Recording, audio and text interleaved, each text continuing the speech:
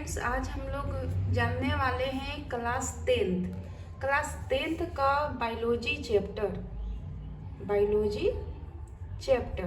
ठीक है, बायोलॉजी जिसे जीव विज्ञान कहा जाता है, जीव विज्ञान कहा जाता है। तो यहाँ पे क्लास टेंथ के जीव विज्ञान के चैप्टर फर्स्ट को हम लोग जानेंगे, जिसे जैव प्रक्रम अर्थात लाइफ प्रोसेस कहा जाता है। लाइफ प्रोसेस कहा जाता है। ठीक है, तो यहाँ पे लाइफ प्रोसेस को हम लोग जानने का प्रयास करेंगे, जैव प्रक्रम को जानने का प्रयास करेंगे। तो इसे स्टार्ट करने से पहले जो भी पहली बार मेरे चैनल पे आए हैं तो मेरा चैनल कॉम्पिटिटिव गुल्लक को लाइक करें, सब्सक्राइब करें, ताकि कोई भी नोटिफिकेशन आप तक पहले पहुंच सके। तो चलिए स्टार्ट करते हैं। तो यहाँ पे आप देख सकते हैं जैव प्रक्रम यानी लाइफ प्रोसेस क्या होता है। तो सबसे पहले तो हम लोग जानेंगे कि जैव प्रक्रम, ठीक है, यानी कि लाइफ प्रोसेस जो है इसकी डिफिनेशन क्या होगी। तो जैव कहने का मतलब होता है जीव, अप्रक्रम कहने का मतलब होता है काम। यानी आप कह सकते हैं वे सारे काम जो जीव अपनी जिंदगी जिंदा रहने के लिए करते हैं, उसे हम लोग क्या कहते हैं, जैव प्रक्रम। यानी वे सारे काम जो जीव अपने जिंदा रहने के लिए किया करे, उसे क्या कहेंगे, जैव प्रक्रम। अब इसे डिफिनेशन में कैसे लिखेंगे, तो चलिए हम लोग लिखते हैं। तो वैसा प्रक्रम जो सजीवों में, ठीक है, जो सजीवों में होने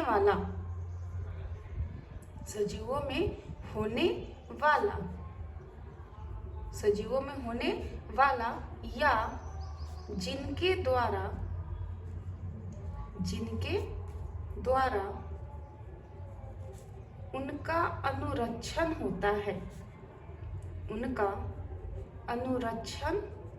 होता है, ठीक है, उसे क्या कहेंगे, तो उसे जैव प्रक्रम कहेंगे।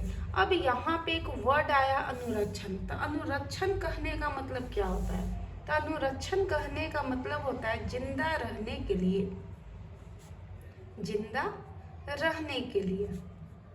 है, जिंदा रहने के लिए।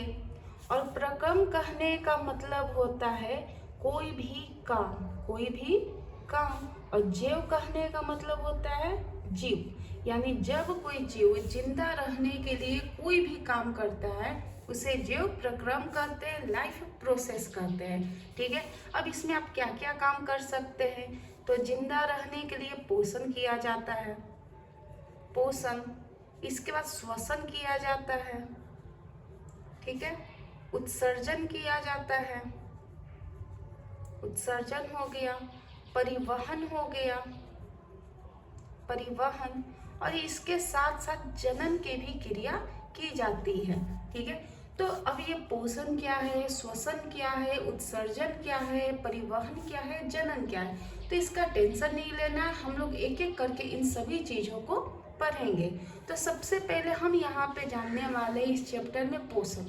ठीक है, तो अगर आप एनसीईआरटी बुक पढ़ते हैं तो उसमें एक ही बुक में ये लिखा हुआ है, लाइफ प्रोसेस के अंदर ही इन सारे चीज़ों के बारे में बताया गया है। अगर आप किसी दूसरे बुक को पढ़ते हैं तो इसे टॉपिक वाइज बताया गया है। ठीक है, तो उसका टेंशन नहीं लेना है, हम लोग टॉपिक वाइज ही पढ़ेंगे। पोषण किसे कहते हैं, श्वसन किसे कहते हैं, उत्सर्जन किसे कहते हैं, परिवहन किसे कहते हैं, और जनन किसे कहते हैं। तो चलिए हम लोग सबसे पहले स्टार्ट करते हैं पोषण, कि ये पोषण क्या है। ठीक है, तो पोषण कहने का मतलब होता है कि वैसा विधि, ठीक है, वैसा विधि जिससे कोई भी जीव पोषक तत्वों को ग्रहण करता है और उसका उपयोग करता है। ठीक है, अगर आप इसे डिफिनेशन में लिखना चाहें तो वैसा विधि जिससे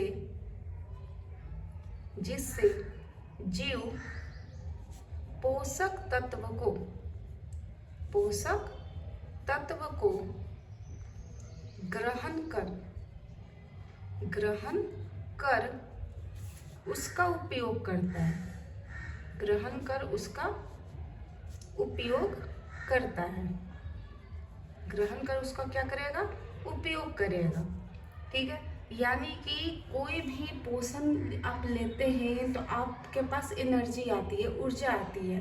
ठीक है, और इसी ऊर्जा से आप कोई भी काम करते हैं। जैसे मान के चलिए कि कोई भी सेल डिवीजन होता है, यानी कि कोशिका का विभाजन होता है, तभी आपकी हाइट बढ़ती है, आप ग्रोथ करते हो।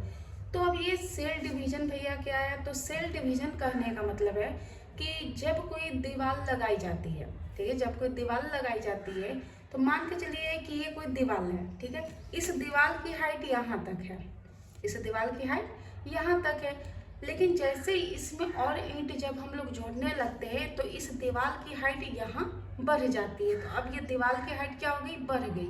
ठीक है, इसी तरीके से सेल होता है, सेल डिवीजन, कि जब सेल का विकास धीरे धीरे अधिक होने लगता है तब हम लोग का हाइट ये सब बढ़ना शुरू हो जाता है। ठीक है, जैसे कि मान के चलिए कि यह कोई सेल है, अब इसमें क्या होगा, डिवीजन होगा, विभाजन होगा। तो जैसे ही विभाजन होता है तो ये एक और सेल बनेगा और यहाँ से भी एक सेल बनेगा। ठीक है, जिसे मातृत्व कोशिका कहते हैं या मदर सेल कहते हैं, इसे डॉटर सेल कहते हैं। ठीक है, यानी कि पुत्री कोशिका। तो इस तरीके से धीरे धीरे क्या होता है, विकास होता है।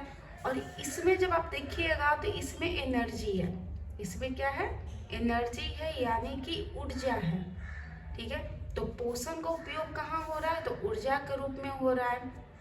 अब यहाँ से आप देख सकते हैं कि ये जो पोषण है, तो पोषण की आवश्यकता क्यों पड़ रही है। अगर पोषण नहीं रहेगी तो क्या होगा, तो पोषण की आवश्यकता अगर कहा जाए तो सबसे पहले उपापचयी क्रियाओं को संपादित करने के लिए ऊर्जा की आवश्यकता होती है, ऊर्जा की आवश्यकता होती है। यानी कि जब भी आप कुछ खाते हो तो उसे पचाने के लिए, उपापचय क्रियाओं को कंप्लीट करने के लिए हमें क्या की आवश्यकता होती है, ऊर्जा की। और यह ऊर्जा कहाँ से आती है, तो पोषण से आती है। जब हम पोषक तत्वों को खाते हैं और उसे ग्रहण करते हैं, उसके बाद उसका उपयोग करते हैं। अगर सेकेंड आवश्यकता के बारे में बात करें तो कोशिकाओं की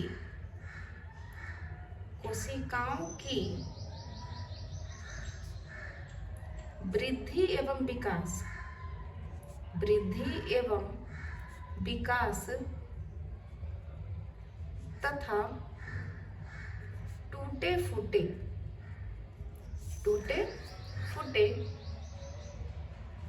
कोशिकाओं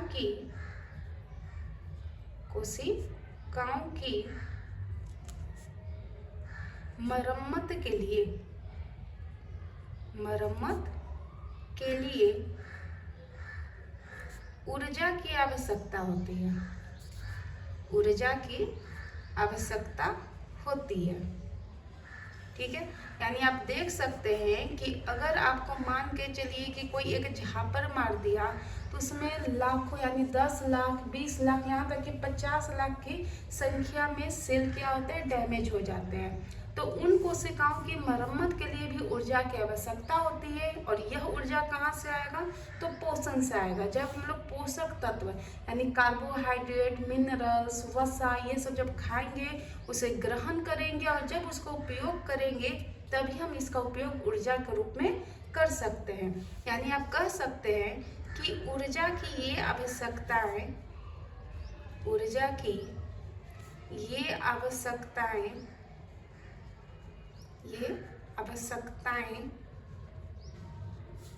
पोषण द्वारा ही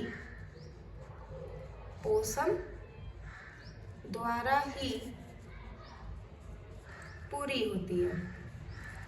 पोषण द्वारा ही क्या होती है, पूरी होती है। यानी आप कह सकते हैं कि यह पोषण के द्वारा ही पूरी होती है। और यह एग्जाम के दृष्टिकोण से पोषण से हमेशा क्वेश्चन आते रहता है, तो ये आपके लिए भी आई भी, यानी वेरी वेरी इंपॉर्टेंट भी है। अगर बात करें पोषण के प्रकार के बारे में, तो पोषण 2 प्रकार के होते हैं। कितने प्रकार के? 2 प्रकार के। पहला होता है स्वपोषण। पहला क्या होता है? स्वपोषण। और सेकंड में होता है परपोषण। सेकंड में क्या होता है? परपोषण। यानी पहला हो गया स्वपोषण, दूसरा हो जाता है परपोषण। अभी ये क्या है, तो चलिए इसे भी हम लोग बारी बारी से समझने का प्रयास करते हैं। तो सबसे पहले होता है स्वपोषण। स्वपोषण, तो स्वपोषण कहने का मतलब क्या होता है? स्वपोषण कहने का मतलब होता है कि वैसा जीव जो खुद से अपना भोजन बनाए, स्वयं अपना भोजन बनाए, किसी दूसरे पे वो डिपेंड ना रहे, किसी दूसरे पे वो निर्भर ही ना रहे, उसे क्या कहते हैं? स्वपोषण कहते हैं। तो आप कहिएगा कि चलिए समझ गए, लेकिन इसका डिफिनेशन कैसे लिखें? तो इसका डिफिनेशन आप लिख सकते हैं कि वैसा पोषण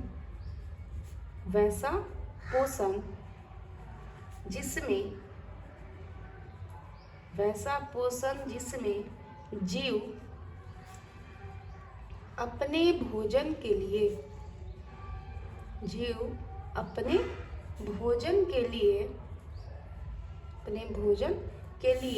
किसी और पर निर्भर नहीं रहता है, किसी और पर निर्भर नहीं रहता है, उसे स्वपोषण कहा जाता है। उसे क्या कहते हैं? स्वपोषण। ठीक है। साथ ही साथ आप ये भी कह सकते हैं कि वैसा जीव जो इस प्रकार का पोषण करे, ठीक है, वैसा जीव जो इस प्रकार का पोषण करता हो, उसे आप क्या कह सकते हैं? स्वपोषी कह सकते हैं। क्या कहिएगा? स्वपोषी। यानी वैसा जीव जो इस प्रकार का पोषण करे उसे स्वपोषी कहेंगे। तो कहिएगा कि ठीक है, लेकिन स्वपोषी का एग्जाम्पल क्या होगा? तो स्वपोषी का एग्जाम्पल होते हैं हरे पेड़ पौधे। ठीक है, हरे पेड़ पौधे। इसके बाद आप कह सकते हैं नील हरित शैवाल। ठीक है। साथ ही साथ कुछ बैक्टीरिया भी होते हैं, कुछ बैक्टीरिया भी है जो स्वपोषण है, जैसे सल्फर बैक्टीरिया, आयरन बैक्टीरिया, ये सब स्वपोषण का काम करते हैं। ठीक है, तो ये आपका स्वपोषण का एग्जाम्पल हो गया। इसके बाद अगर बात करें परपोषण, ये परपोषण क्या होता है? ठीक है, तो इसमें आप कह सकते हैं कि वैसा पोषण जो स्वपोषी पे निर्भर हो, वैसा पोषण जो स्वपोषी पे निर्भर हो, ठीक है, उसे क्या कहेंगे? परपोषण। तो यहाँ मैं शॉर्टकट में लिख देती हूँ। ठीक है, वैसा पोषण जो अपने भोजन के लिए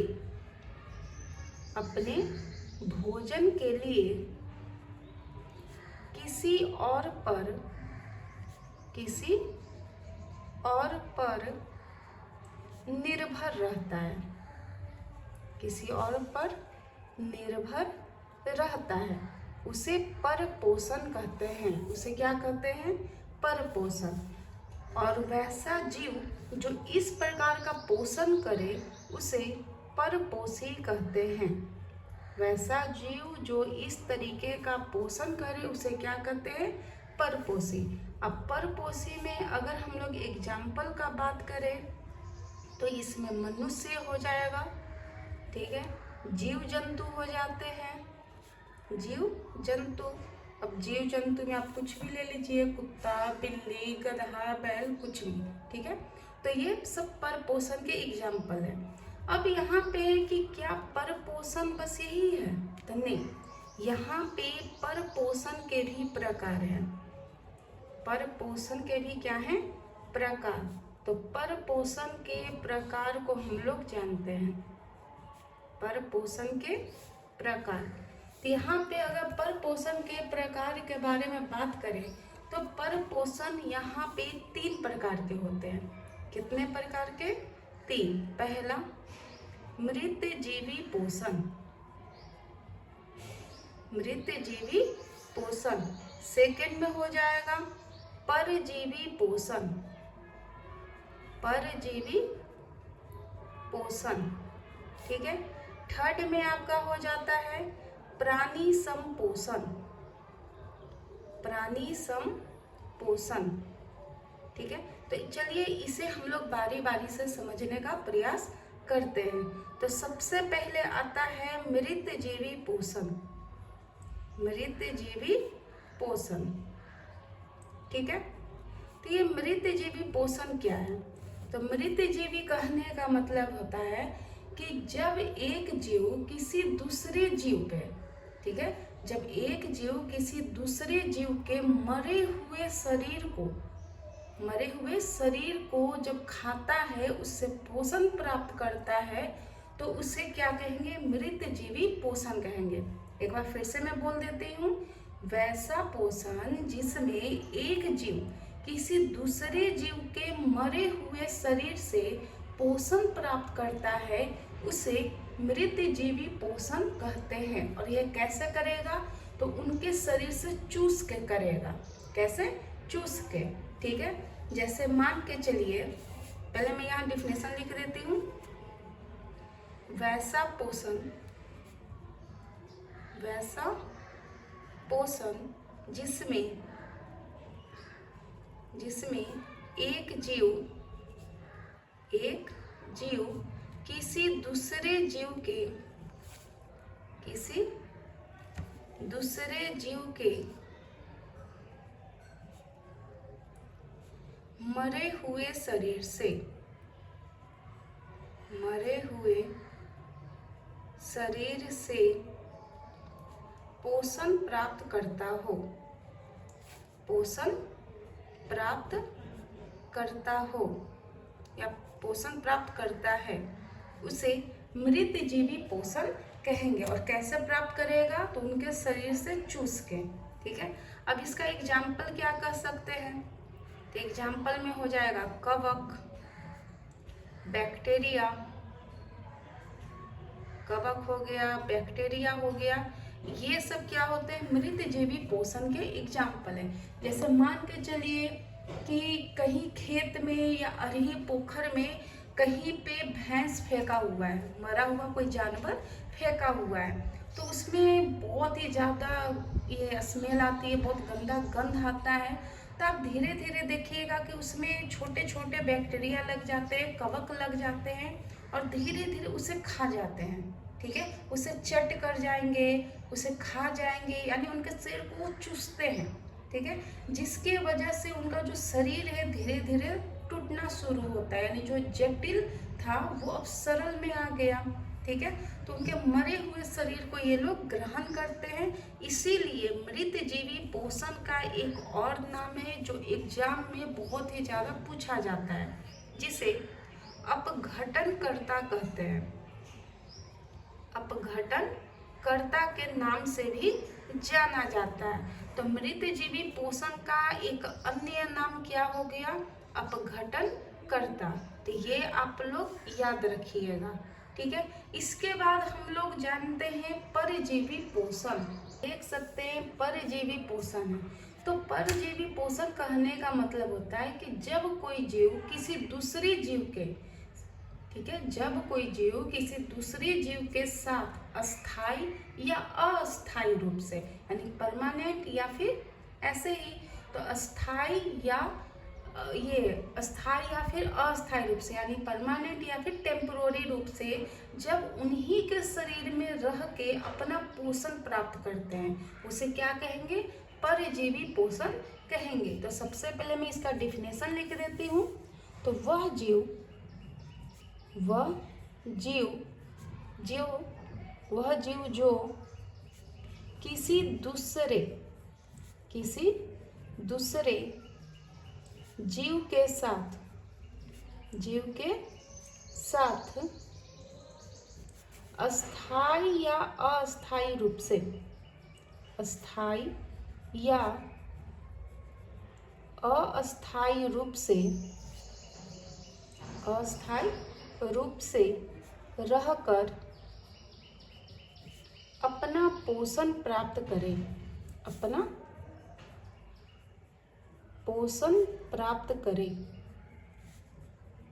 ठीक है, उसे क्या कहेंगे? तो परजीवी पोषण कहेंगे। अब जैसे मान के चलिए, इसमें एग्जाम्पल में कुछ हम बता देती हूँ। जैसे कोई भैंस है, ठीक है, भैंस है, अब ये कादों में चला गया, यानी कि तालाब में जहाँ पर ये बहुत ज़्यादा कीचड़ ये सब रहता है। तो जैसे ये भैंस गया कादों में, कीचड़ में, तो भैंस के चमड़ी में कुछ जोंक सट गए। क्या सट गए? जोंक। तो यहाँ पे मान के चलिए इस तरीके से क्या है, भैंस के शरीर में जोंक सट गया। ठीक है, तो ये जो जोंक है तो भैंस में टेम्पोररी रूप से रहेगा और इनसे अपना पोषण प्राप्त करेगा, यानी इनका खून पिएगा। ठीक है, खून चूसेगा। तो ये जो जोंक हुआ ये क्या हो गया? परजीवी। जोंक क्या हो जाएगा? परजीवी। और जो जोंक को पोषण दे रहा है वो क्या हो जाएगा? पोषी। तो भैंस यहाँ पे पोषी हो गया और जोंक यहाँ पे क्या हो जाते हैं? परजीवी हो जाते हैं। इसमें और भी एग्जाम्पल है, जैसे खटमल क्या हो जाता है?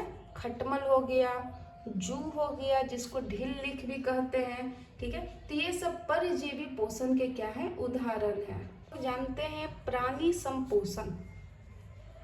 प्राणी संपोषण, ये प्राणी संपोषण क्या होता है?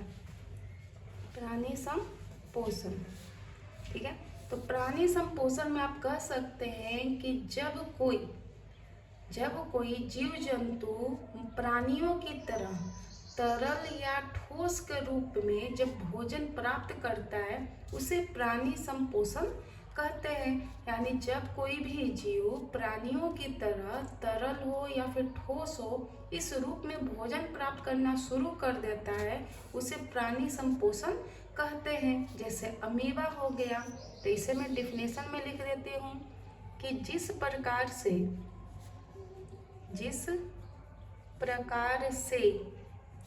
उच्च श्रेणी या फिर यहाँ पे प्राणी भी लिख सकते हैं, प्राणी के जीव जंतु भोजन प्राप्त करता है,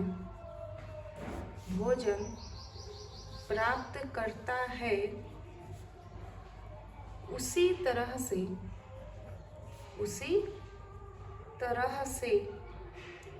कोई जीव भी भोजन प्राप्त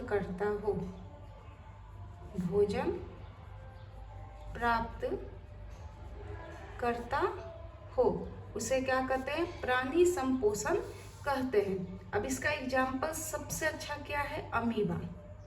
सबसे अच्छा एग्जाम्पल क्या है? अमीबा, क्योंकि अमीबा जो है वो प्राणी समजीवी है। ठीक है, और प्राणी समजीवी का एक और नाम है जिसे प्राणी समभोजी भी कहते हैं। प्राणी समभोजी भी इसे कहा जाता है। ठीक है, तो यहाँ से परपोषी के बारे में कंप्लीट हो गया। अब हम लोग जानते हैं पौधों में पोषण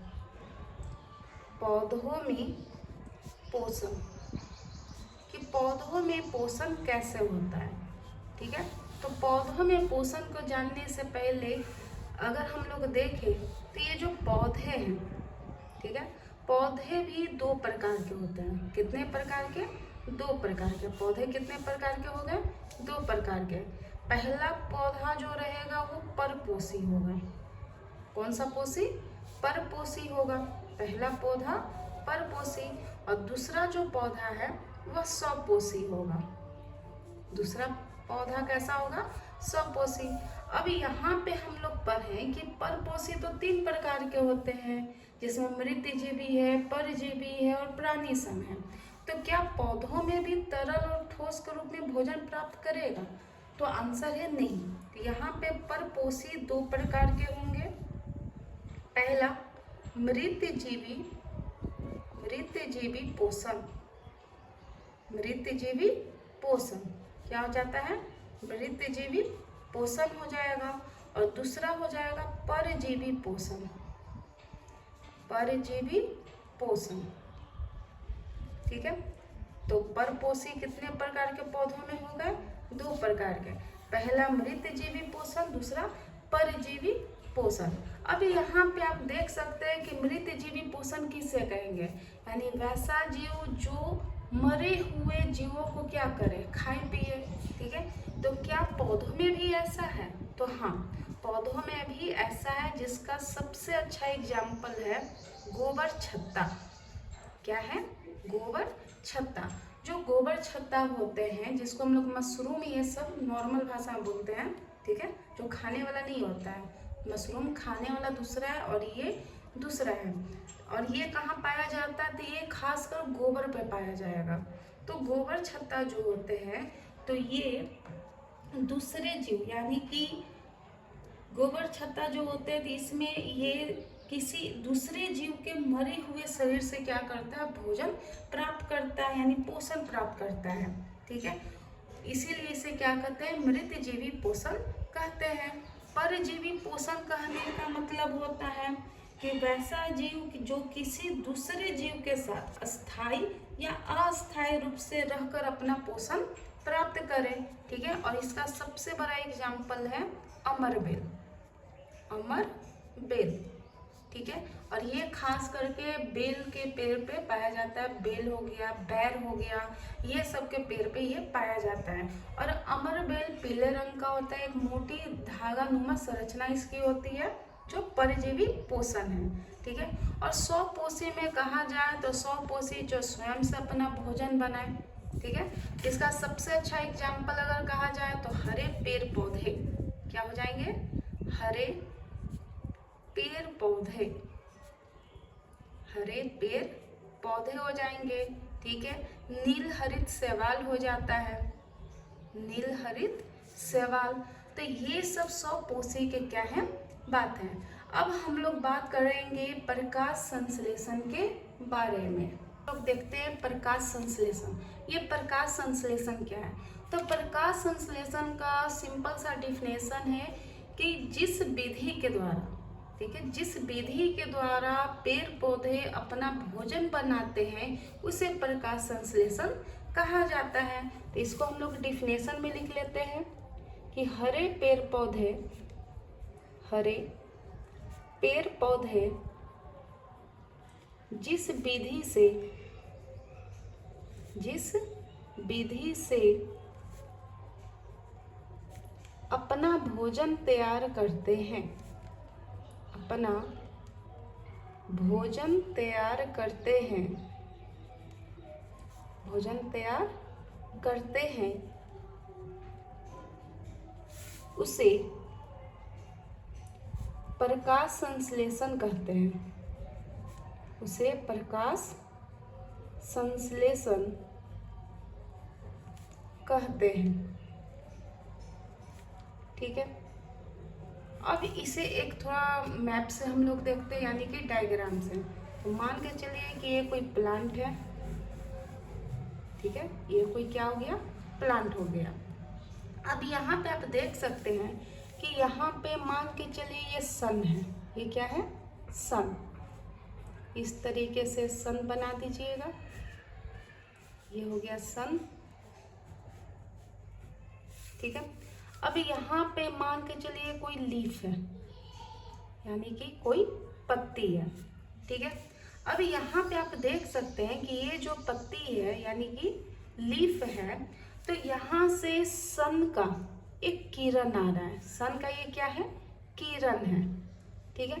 तो सन का ये जो किरण है तो ये अवशोषित करता है, क्या करता है, अवशोषित किया करता है, अवशोषित करता है। कौन करेगा, तो ये पत्ती, ये जो पत्ती है इस सन के किरण को क्या करती है, अवशोषित करती है, जिससे जो सन का जो किरण है जिसमें सौर ऊर्जा, सौर ऊर्जा या फिर इसी को विकिरण ऊर्जा भी कहते हैं, विकिरण ऊर्जा, ठीक है।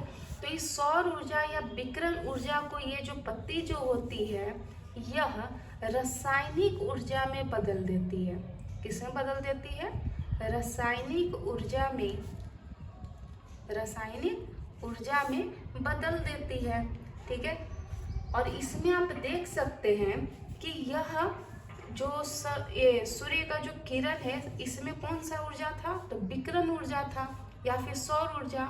और जैसे ही पत्ती में आया तो पत्ती में क्लोरोफिल पाया जाता है, जिसके कारण यह सौर ऊर्जा किस में बदल गई? तो रासायनिक ऊर्जा में। तो प्रकाश संश्लेषण से हमेशा सवाल आते रहते हैं, 2 नंबर के और 5 नंबर के। तो अगर 2 नंबर का सवाल आए तो बस ये डेफिनेशन लिख दीजिए, काम हो गया। लेकिन अगर 5 नंबर का सवाल आता है तो इसमें आपको बताना होगा कि सूर्य का प्रकाश, ठीक है, प्रकाश संश्लेषण वह विधि है, प्रकाश संश्लेषण वह विधि है जिसमें सूर्य के प्रकाश और वायुमंडल का कार्बन डाइऑक्साइड तथा पेड़ पौधों के जड़ से, पेड़ पौधों के जड़ के द्वारा पृथ्वी से प्राप्त जल और पत्तियों में जो क्लोरोफिल पाया जाता है, इन सभी के कारण जिस विधि से अपना भोजन तैयार करते हैं उसे प्रकाश संश्लेषण कहा जाता है। तो मैं यहाँ लिख देती हूँ कि इसमें क्या क्या जरूरी है। तो सूर्य का प्रकाश, सूर्य का प्रकाश, कार्बन डाइऑक्साइड, जल, साथ में हो जाता है क्लोरोफिल, क्लोरोफिल जिसे हिंदी में हरित लवक कहा जाता है, हरित लवक कहा जाता है। ठीक है। इसमें आप कह सकते हैं कि यहाँ पे कार्बन डाइऑक्साइड और जल, कार्बन डाइऑक्साइड और जल जब सूर्य के प्रकाश के साथ, सूर्य के प्रकाश के साथ पत्तियों में मौजूद क्लोरोफिल, पत्तियों में मौजूद क्लोरोफिल के द्वारा जब भोजन बनाया जाता है, यानी कि ग्लूकोज का यहाँ निर्माण हो गया, जब भोजन बनाया जाता है तो इसमें ऑक्सीजन मिलता है और साथ ही साथ कुछ मात्रा में वाष्प के रूप में भी प्राप्त होता है, यानी जल के रूप में भी प्राप्त होता है। इसके बैलेंस कर लीजिए तो ये 6 हो गया, यहाँ 12 हो जाएगा, यहाँ 6 हो जाएगा और यहाँ 6 हो जाएगा।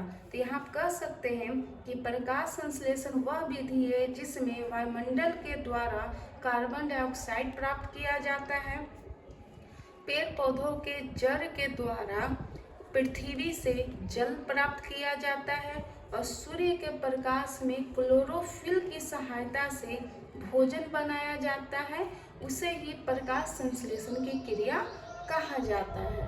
संश्लेषण की जो क्रिया है ये 2 चरण में करते हैं, यानी यहाँ मैं लिख देती हूँ कि प्रकाश संश्लेषण, प्रकाश संश्लेषण की क्रिया, प्रकाश संश्लेषण की क्रियाएं कितने चरण में होती हैं?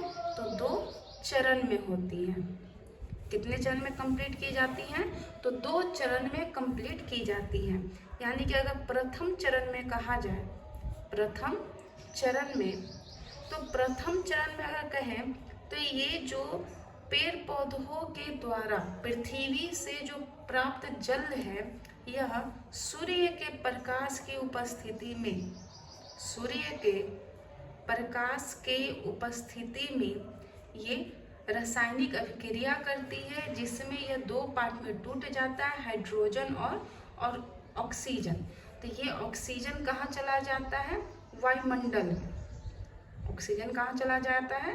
तो वायुमंडल में। और यहाँ से एक सवाल आता है कि जो ऑक्सीजन है, प्रकाश संश्लेषण की क्रिया के दौरान ऑक्सीजन कहाँ से प्राप्त होता है? तो कहाँ से प्राप्त होगा? जल के द्वारा। कहाँ से? जल के द्वारा। इसीलिए प्रथम चरण को प्रकाशिक चरण भी कहा जाता है। प्रथम चरण को क्या कहते हैं? प्रकाशिक चरण के नाम से भी इसे जाना जाता है। ठीक है। इसके बाद अगर द्वितीय चरण में अगर हम लोग बात करें, द्वितीय चरण में, तो द्वितीय चरण को अप्रकाशिक चरण कहा जाता है। क्या कहते हैं? अप्रकाशिक चरण। अप्रकाशिक चरण। अब कहिएगा कि ये अप्रकाशिक चरण क्यों है? तो अप्रकाशित चरण इसलिए कहा गया, अगर इसमें सूर्य का प्रकाश रहे अथवा न रहे उससे कोई मतलब नहीं है, इसीलिए इसे अप्रकाशित चरण भी कहा जाता है। तो इसमें जो हाइड्रोजन बचा है, ये हाइड्रोजन अब ये कार्बन डाइऑक्साइड के साथ क्या करेगा? रासायनिक अभिक्रिया करेगा और इसमें ग्लूकोज का निर्माण करता है, यानी C6H12O6 ग्लूकोज का निर्माण करेगा और साथ में कुछ मात्रा में जल का भी निर्माण करता है वाष्प के रूप में। ठीक है, तो आज यहीं तक रखते हैं। कल इसके आगे हम लोग जानेंगे कि प्रकाश संश्लेषण और कैसे कैसे अपनी क्रियाएं करती है। तो आप ज़्यादा से ज़्यादा लाइक करें, सब्सक्राइब करें, ताकि मैं आप लोग के लिए ज़्यादा से ज़्यादा वीडियो बना सकूं। और कोई भी अगर आपको डाउट हो तो प्लीज़ आप कमेंट करें।